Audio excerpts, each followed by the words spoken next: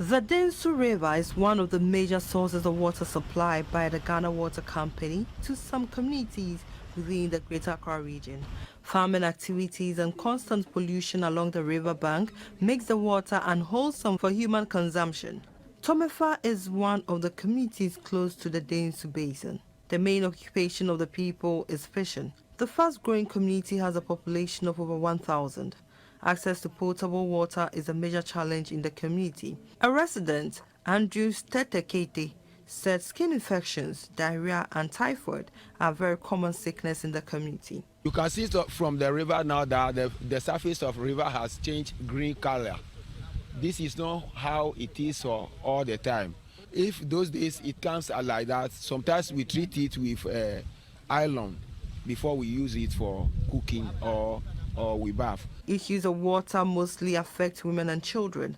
According to the SDG 6, water should be accessible to all, but in the case of Tomefa community, the women and children are vulnerable. A resident, Cynthia Bolofo, said the lack of pipe-borne water in the community is really affecting their daily lives. She explained that their children are compelled to go to the riverside to fetch water, which makes them late for school. Madam Golofo said when the women get exhausted from fetching the water from the river, they contract tricycle operators to assist at a fee. She called on Ghana Water Company Limited to provide potable water for them.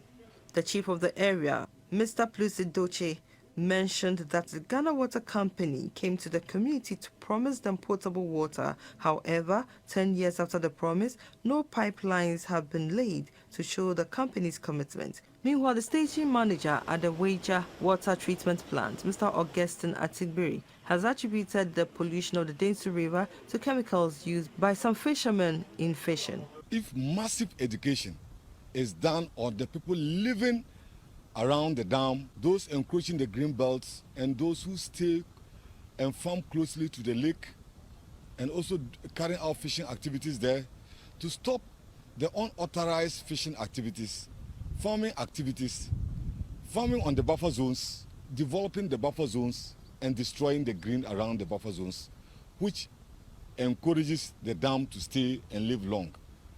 So if this is done, we will not have high pollution, the water will become clear, and we'll spend less in carrying out the water treatment. He said money that could have been used for expansion work to supply water to other areas is channeled to water treatment.